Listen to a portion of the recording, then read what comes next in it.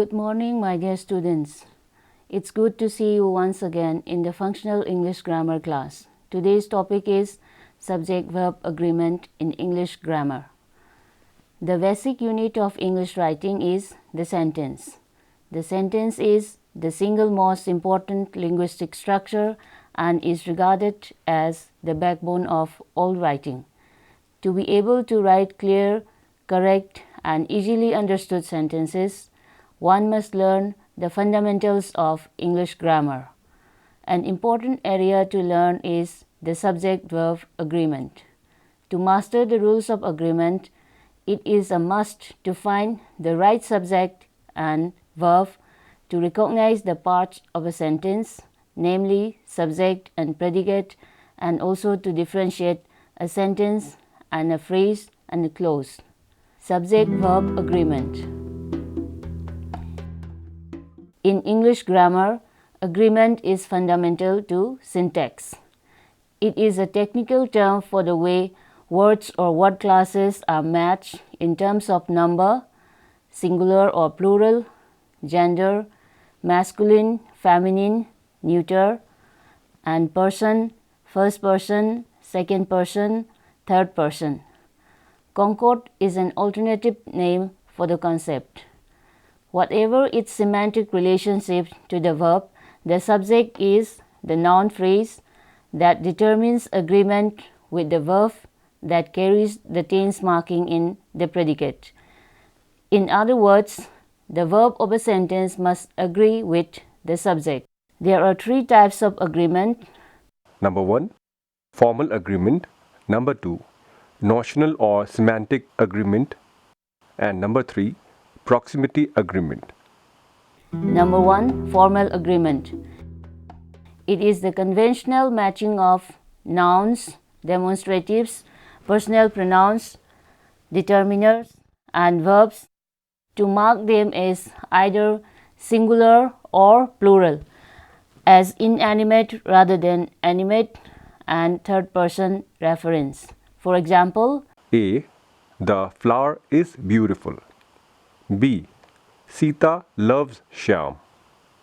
Number 2, notional or semantic agreement. It is contrastive with formal agreement. In this kind of agreement, the formal agreement is overruled and agreement is addressed within the context of the sentence, looking at the subject and whatever agrees with it. For example, The angry mob demolished the house of the culprit into ashes. in this sentence, the formal agreement of the subject and verb would put the verb and the following pronoun in the singular because mob is formally a singular noun, but it's overruled by the plural notion that mob entails. Hence, the selection of the plural verb and the determiner. Number 3, proximity agreement. It is the agreement of the verb with the nearest noun and underscores either formal or notional agreement, as the case may be. That is, if the number of the nearest noun is singular, then singular agreement takes place, and if the nearest noun is plural, then plural agreement takes place. For example, A. Sita and her sisters are going to the market. B. Sita and her sister is going to the market. 3 easy steps to make the subject agree with the verb. Number 1, subject identification. The first step to make the subject agree with the verb is to identify the subject of a sentence. Always remember that the subject is either a noun or a pronoun. By asking the who or what question, subject can be easily identified. Number 2, number determination. The second step is to determine the number of the subject, that is, whether the subject is singular or plural. A singular subject is the subject which consists of one person or object.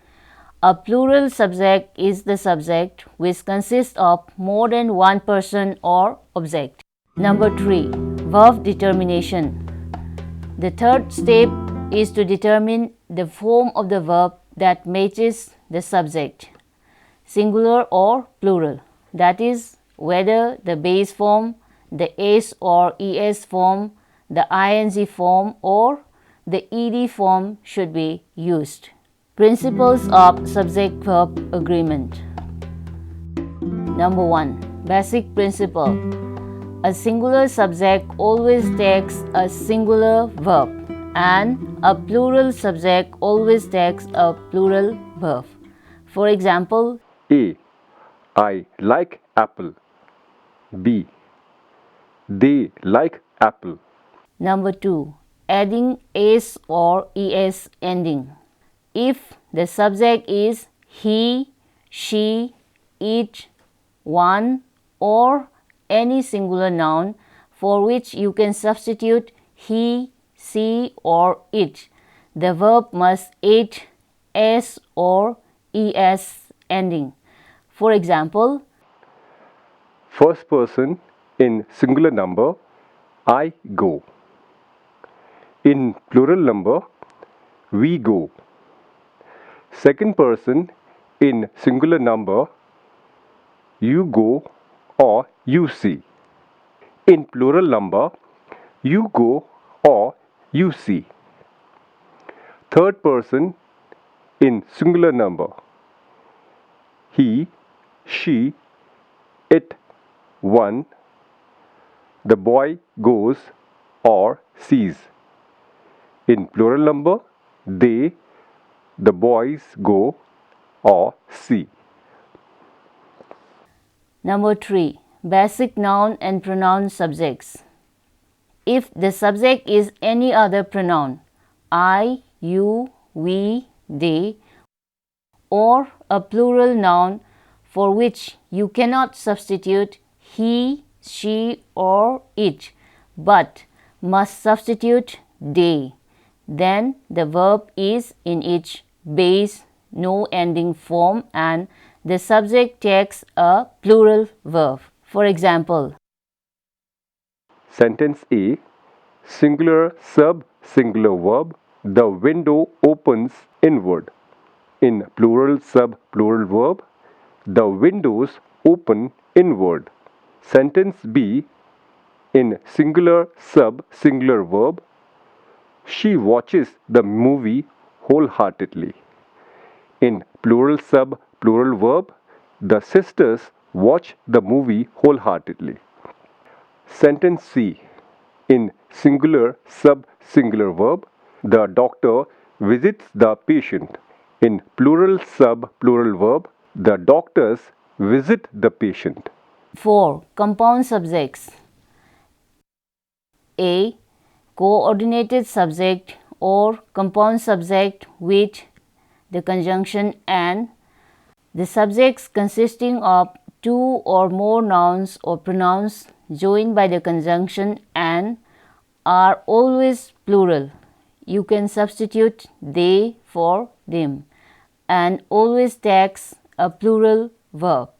That is, the base no ending form of the verb is used, which make them joint operators of the action. A. For example, Ram and Shyam are neighbors. B. Tom and his sister go to the market. C. Alex and Jack play cricket every day. B. Proximity agreement in case of coordinated subject. A. When the coordinates are uneven in length or when the second coordinate is a singular noun, a singular verb may seem or is more appropriate. That is, proximity agreement. Agreement with a nearer coordinate takes place. For example, 1. Sita's beauty and the song of the cuckoos charms or mesmerize her lover Tom. 2. Ravi's talent and his parents' blessing enables him to become a successful person. B. More elaborate coordinators like as well as, along with, together with, agree with one rather than both coordinates. For example, 1. Radha, along with her friends, play volleyball. 2. The sisters, together with their cousin Sapna, goes to the museum. C. Conventional coordinates. Two words or items, it may be nouns or pronouns, coordinated by common convention takes a singular verb because the coordinated items form a notional singular. For example, 1. Bread and butter is my favorite. 2. Bacon and eggs was on demand. D. Compound subjects with or and nor. Coordinates which are alternatives often have a singular verb in agreement. For example, 1. The pen or the pencil is to be used in the examination or test. 2. Neither the teacher nor the student is available to receive the award. however, when the compound subject contains both a singular and a plural noun or pronoun joined by or nor, the verb should agree with the part of the subject that is nearer verb. In other words, when the part closest to the verb is singular, a singular verb is used, and when the part closest to the subject is plural, a plural verb is used. For example, 1. Either my son or my daughters eat the breakfast. 2. Neither my sisters nor my father attends the function. E. For compound sentences having a positive and a negative subject, and one is plural and the other singular, the verb agrees with the positive subject. For example, 1. The councillors nor the chairperson have taken their decision. 2. It is the teacher nor the student who supports the movement. 5. Indefinite pronoun subjects. Indefinite pronouns take a singular present tense verb on all occasions, while others are variable. Those indefinite pronouns ending in body, one, and thing have singular verbs. For example, nobody knows where the cow has gone. 2. Everybody is busy watching the football match between Germany and Spain. 3. Anyone is allowed to present the gifts to the guest. However, the indefinite pronouns both, few, many, several, others always take plural verbs. For example, 1. Both the houses are beautiful. 2. Many of the teachers are trained teachers. Number 6. Proximity or notional or semantic agreement takes place when the words either, neither, any occur at the frontal position of a phrase. For example, 1. Any of the newspaper you read is or are worth reading. 2. Either of his friends moves from the place. 3. Neither of my classmates appears for the test. Number 7. Collective nouns. A. Collective nouns designate a group of people, animals, or objects.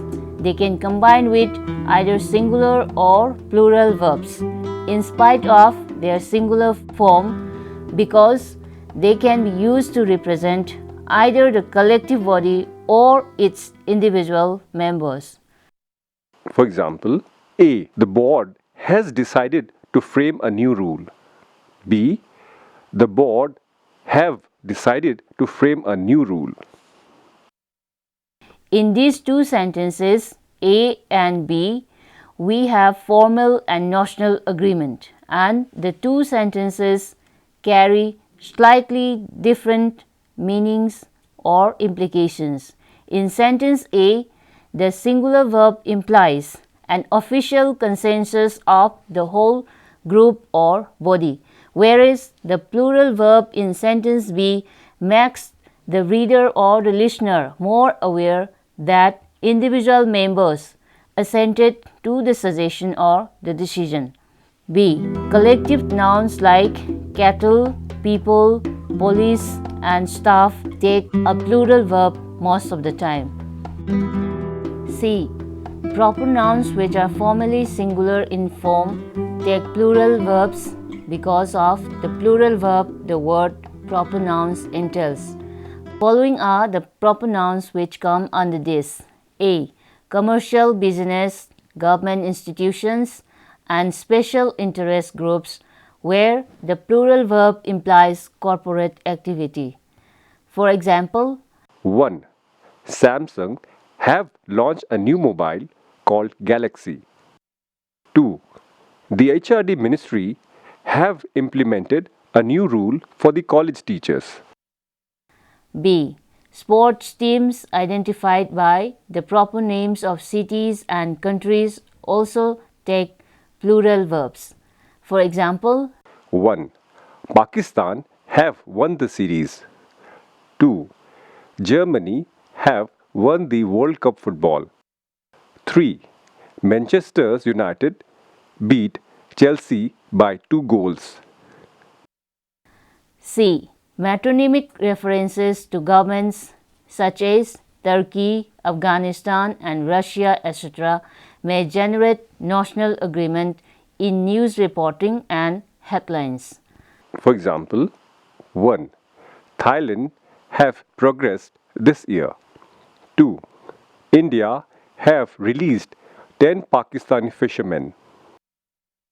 D. Nouns whose reference form ends in "-s".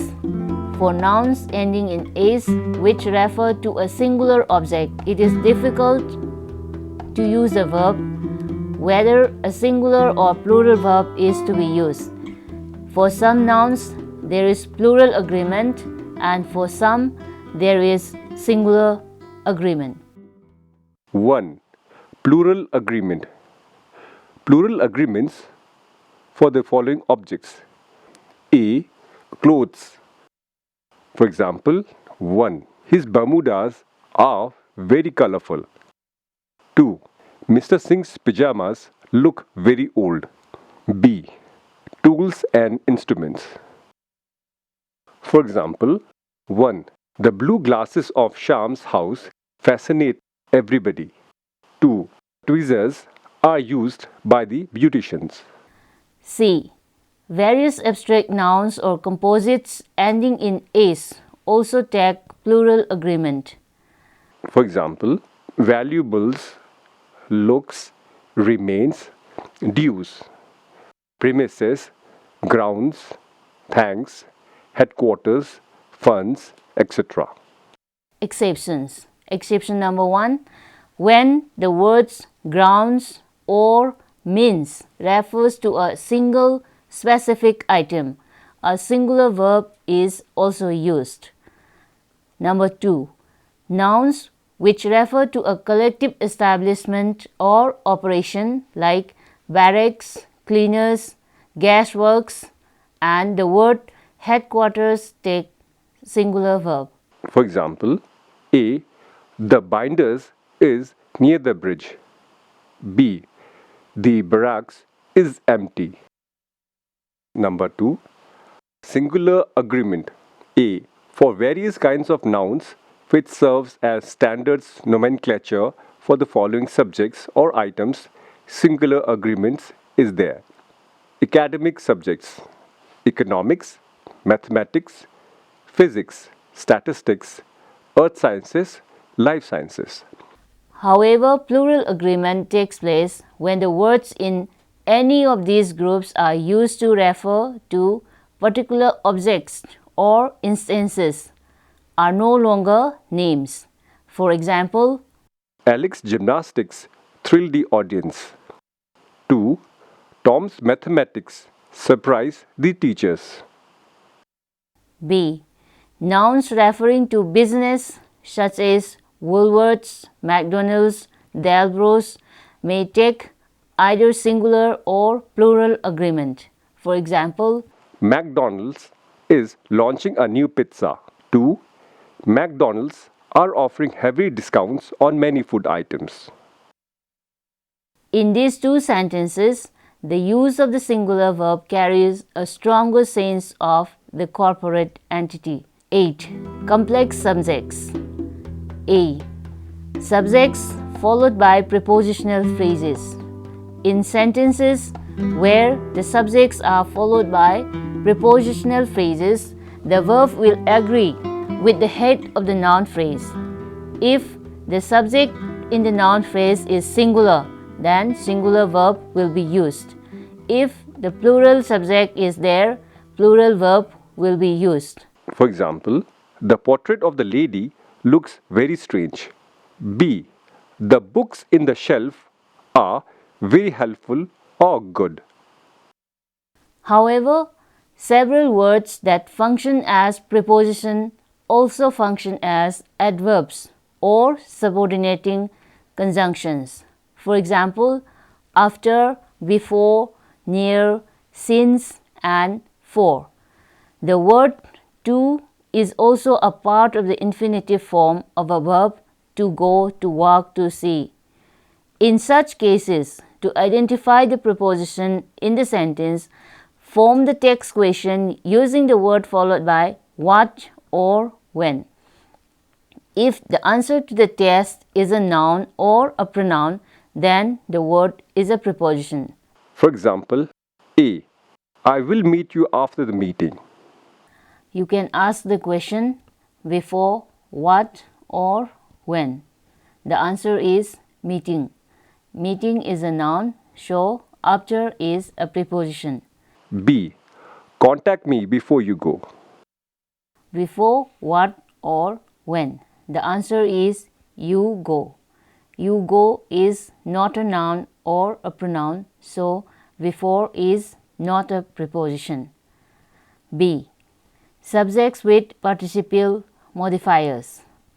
For sentences where subjects are followed by participial modifiers, formal agreement takes place. That is, if the subject is singular, singular verb is used, and if the subject is plural, plural verb is used.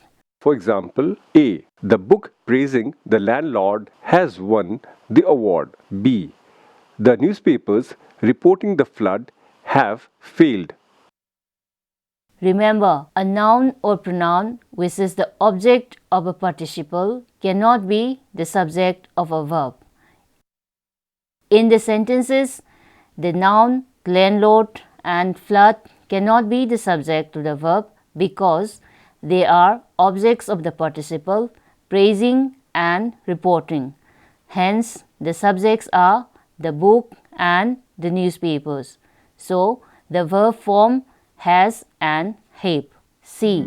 Subjects with participial and prepositional phrase modifiers. For such sentence, formal agreement takes place.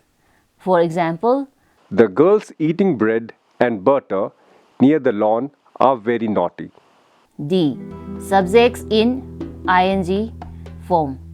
When a participle or participial phrase is the subject, the verb is always singular. S or es is added to the verb.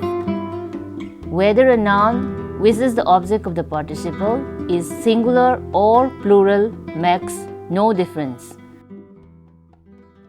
For example, singing is my favorite hobby. However, if two or more such participles or participial phrases are joined by the conjunction and, they are then treated as an ordinary compound subject and the verb form is plural. For example, cooking and eating give me enough pleasure. E. Subjects with modifying clauses. A modifying clause can come between the subject and the verb. A modifying clause is a construction introduced by who, whose, or whom, which, that, where. In the modifying clauses itself, there is another subject-verb pair just like the subject-verb pair in the sentence. For such sentences, formal agreement takes place. For example, drivers who are on strike demand for their security. To conclude today's lecture, to develop the basic skills of English language, it is important to know and master the rules of subject-verb agreement of English grammar. Always remember the basic principle that a singular subject takes a singular verb and a plural verb takes a plural verb, and also the exceptions of the rules.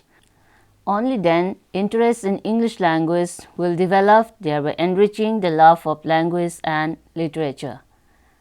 Well, that's all for today. I hope today's lesson will help you a lot. Bye for now.